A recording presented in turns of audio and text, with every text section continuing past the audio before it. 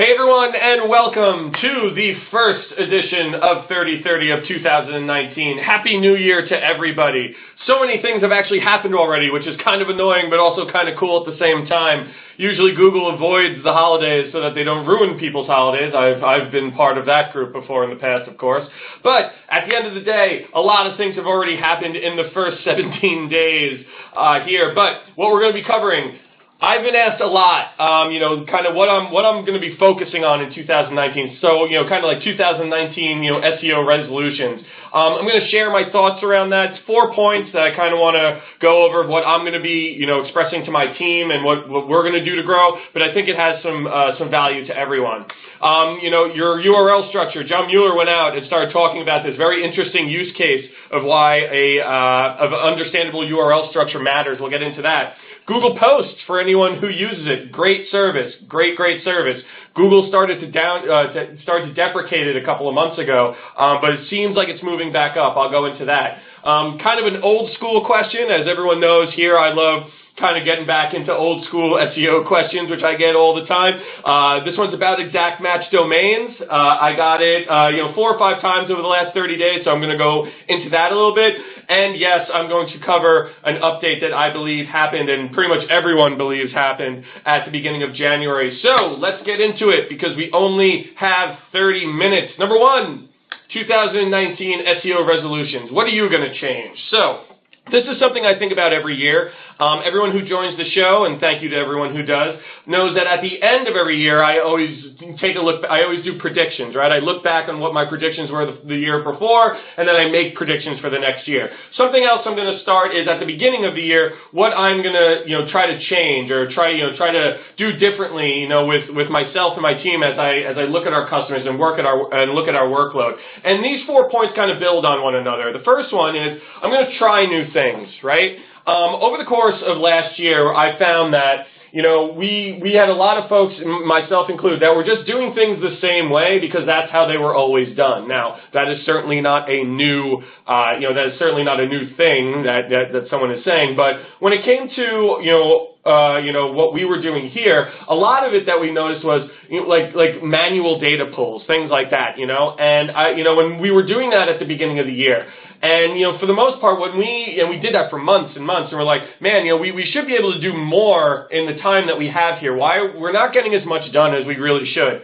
And, for the most part, when we tried new things, AKA, we started to automate a lot of our processes, using scripts to pull data. Again, nothing new, but just something that we started to do here, which ultimately led to a new team being built and ultimately led to us building our own tool set. The pro services arm here has their own back end, behind Searchlight that we use to pull a lot of stuff. And we have a lot of smart people on there that are automating our day-to-day processes so that we can spend more time with our customers, more time on you guys, because I hate always saying that, we spend X amount of time on reporting or X amount of time on pulling data, especially back in my agency life. I remember I always looked at the number, especially from a reporting standpoint, and said, man, I was like, we spend a lot of time on reporting. We should have a better solution to this, right? And now here we're like, man, we spend a lot of time on pulling data. We should have a better solution to this. And so we tried something new, which was automation, and it worked for us. And we have a lot less time to value now for our customers, but also for ourselves. It really helped us kind of, change the way that we do our work. And if you feel that you're doing something right now that is monotonous, or, you feel that could be better, that could be executed better, like a manual data pull that you feel could be done, automatically, hit me up. I would love to talk to you about this and how we did it here, because we've seen great results from it, internally as well as externally, right? Another resolution is going to focus. Something that, and anyone who works with me knows that this is a big one for me. Working on too many things at once, right? So last year, I really took it upon myself to,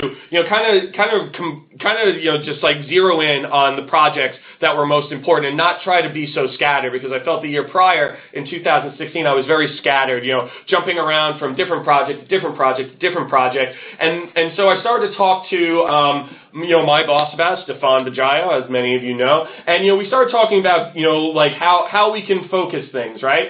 And for me, when I started to focus on projects, personally, I got a lot more done, and I got it done better. And I thought that if I worked on a lot of projects, that it was better to work on a lot of projects all at once instead of just finishing one and timing them out properly. Now, that wasn't the case, and now that I feel like I'm better at focusing, I'm still not the best. I'm still a little scattered, as I always probably will be a little bit, but I feel like I've done a lot better work for my clients and our customers than when I was so scattered. But taking it to a project-specific place, last year I worked with a large shoe retailer, and I covered this in my talk at Brighton SEO last September. And what we did there was, that was another good example of focusing in on a project, right? Like, we knew that we had 45 million URLs in the index, and that there were only about 13,000 pages on the site, and we went back and we really took a step back. And we took a couple of months, which a lot of people say, like, man, that's a really long time to spend on one specific thing.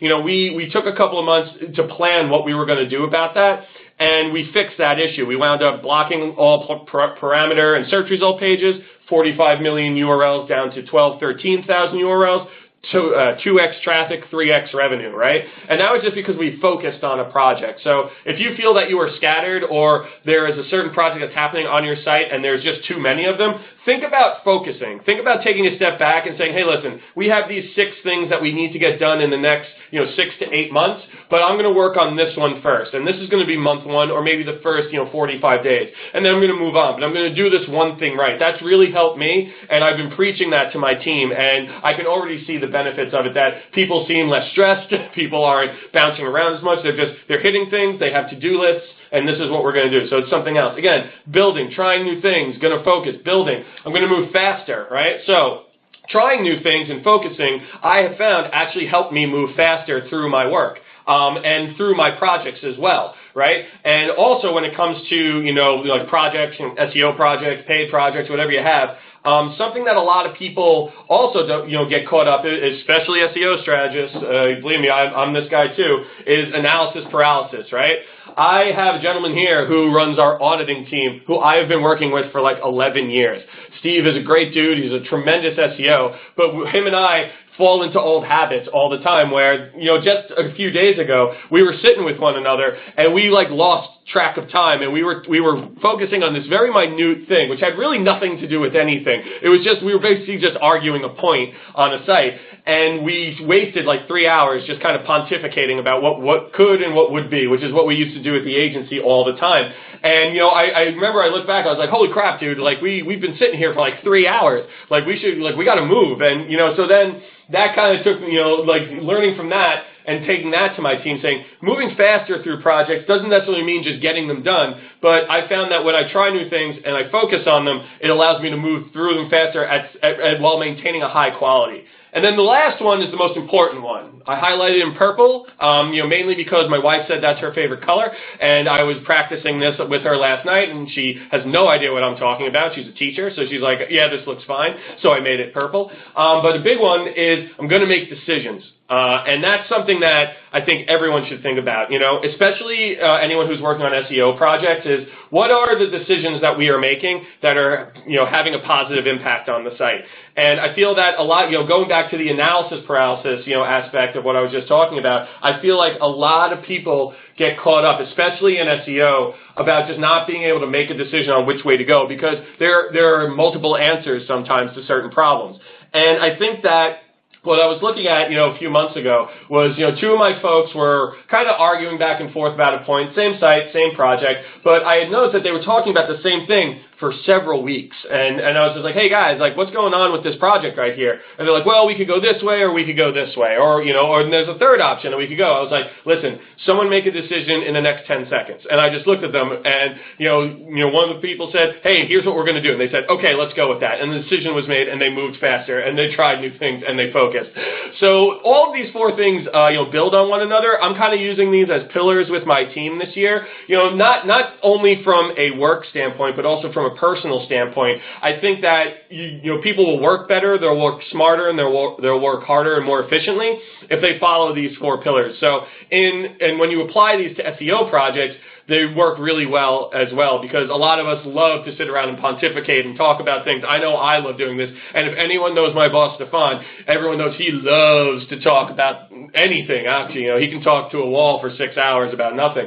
And, for the most, it'll still be an interesting conversation. But for the most part, think about these things. Think about how you approach your projects and how you approach, your sites, and think about if you can implement 1 or 2 or 3 of these, how much better that could make, your day, especially to try new things like the automation thing. If anyone has any questions about, how I approached any of these and how it's helped me and, how I got things going, I am happy to jump on the phone or go through, go back and forth on email about how these 4 things have helped me over the last year and how much I'm going to use them going forward, not just for myself, but for my team. So, moving on, let's get into some real SEO stuff. So, your URL structure matters. John Mueller said so. So, on Search Engine Roundtable, really interesting that, someone was saying, Mr. Kyle Blanchett was saying, hey, John Mueller, I'm looking at an e-commerce site that had over 50,000 of their product pages removed from the index due to Google selecting another, in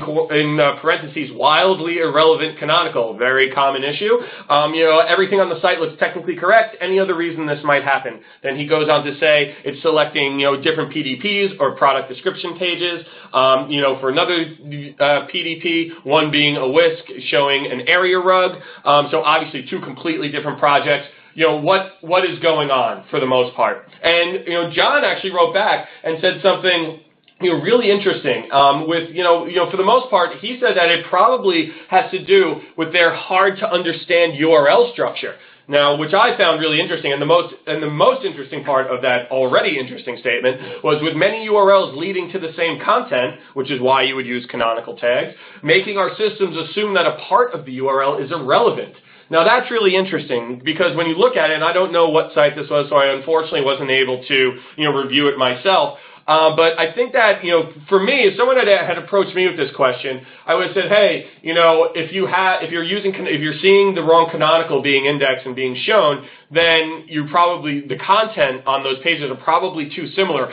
I don't know how an area rug gets mistaken for a whisk, though. So that actually doesn't explain that, which kind of goes back to John saying that it might be that when Google came through the site, their navigation and URL structure is so messed up or so messy that it actually couldn't understand where it was in the hierarchy of the site, which brings it back to a point, or even like a point of argument that I have with folks, a lot. Stefan and I argue about this a lot, about, how important is the hierarchy of your site? How important is the navigation of your site? While everyone agrees that it is important, I've always said that I think that we always should treat Google as a user, right? Google, people, basically the same thing. The algorithm is so smart these days, it learns on its own, that we should always take into account that just because a URL is there doesn't necessarily mean Google understands where it is in context of your site unless your site is super clean. Now, in the past, John Mueller has said, well, a URL is a URL, and if we can crawl it, we can index it. But what he doesn't say, a lot of people would say,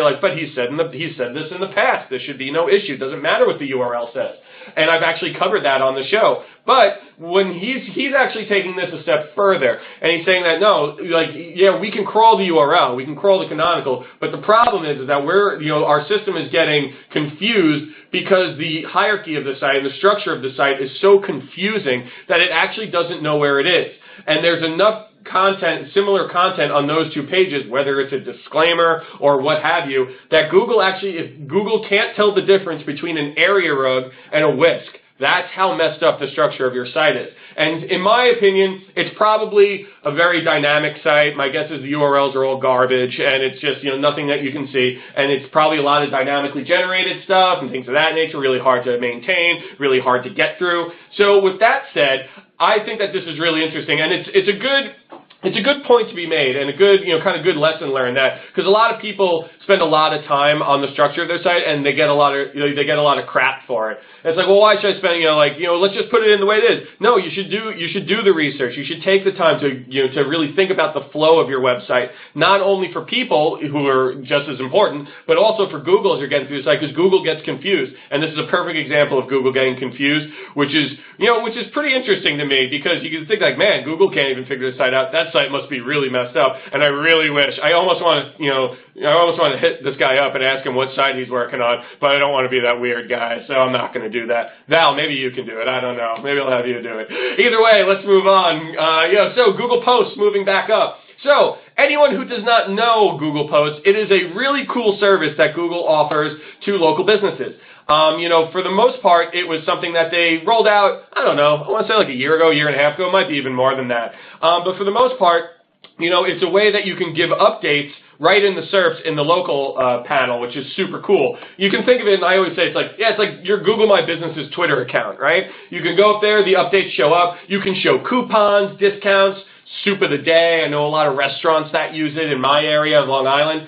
But for the most part, I thought it was one of the most successful things that Google did in the last 18 months as far as, consumer-facing products. But a couple of months ago, they started to suppress them, and they actually started to show up lower, not above the fold anymore on mobile, which was really weird, because when you look at it, I know a lot of people who use it, and for the most part, they had really good engagement with it. And so it's like, why did Google stop showing it? And for the most part, it's like, I don't know, could it be another test? Is it something that, that they didn't see the return that they wanted?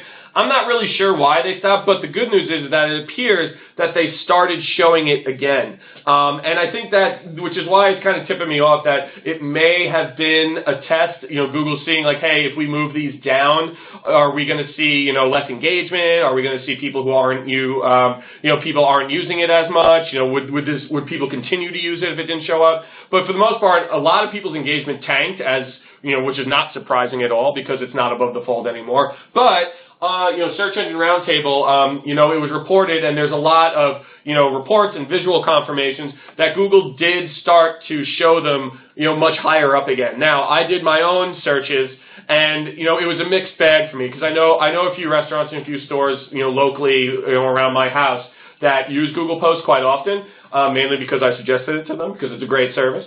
But for the most part, I got a mixed bag. Some things were showing up, some things weren't showing up. Sometimes it was showing up lower, sometimes it wasn't showing up at all. So my guess is that this is still something that's going to be, that's going to be tested. But if you have a local business or you work with local businesses and they're not using Google Posts, you really should suggest it to them. It's a really good service, and it's really easy. It's right in the Google My Business, dashboard. Very easy to get to. So I think it's something that you should suggest to all your local clients. It's a little bit more effort, but it's totally worth it. So moving on. Next, we are going to exact match domains. Now, a lot of people here, especially the SEO strategists in the room, are probably like, is this guy serious? He's talking about, exact match domain names anymore? And hear me out for a minute, and this is why. This is the question I've gotten 4 or 5 times over the last 35 days is, hey Pat, if we purchase a domain that matches a keyword, will we rank higher for that keyword? Now, I always take a step back when I get questions like this, because I remember answering these back, in 2005, 2006, something like that, because when exact match domains were a thing, right? So let's talk about this for a minute. So for me, right now I can tell you that the answer is, for the most part, no. Like from a ranking perspective, Google does not give you any credit for having a keyword, having the keyword exactly match the domain, right? So for example, if you owned sleep.com, right? Back in the day, you would rank for the word sleep and sleeper-related terms simply because you owned sleep.com. That's the way it used to work. I remember this because I worked on that domain. Now, for the most part, Google cut that out, with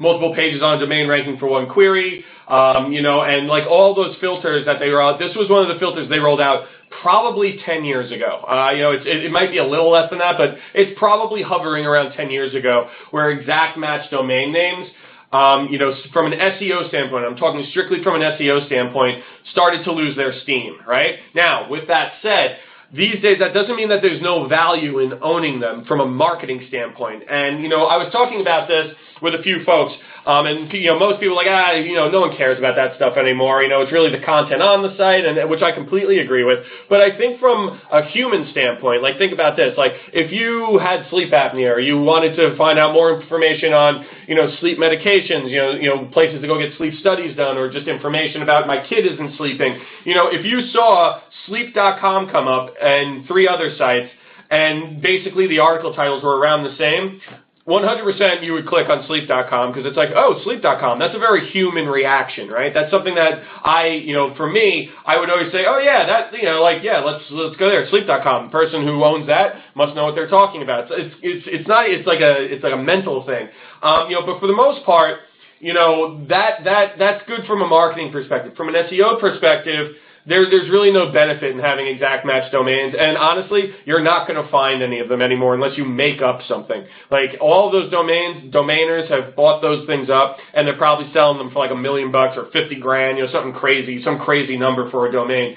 And, at the end of the day, you can acquire them, but it's going to cost you, and it's unnecessary. Domains, there's billions of domains that are still available. So owning one that's an exact match to a keyword that has high volume, that's not going to help you with the rankings. There's nothing like that. So, and also, yes, this is an old school question. This is kind of a throwback question, but I always remember, I always have to remind myself, rather, to take a step back and remember that not everyone has been doing this as long as I have, or has been doing this as long as folks on the phone have. There could be folks here that just learned this for the first time, and that's why whenever I get questions like this, I always take a step back and say, you know what, I'm going to cover that in the next 30, because there are people out there who are just getting into search, who are just learning about all these things. Even if it's a history lesson, there's nothing wrong with that. So that's why I covered it, and I think that it's a good point to make, because it is something that has come up, in the last 30, 35 days for me. So moving on to the next one.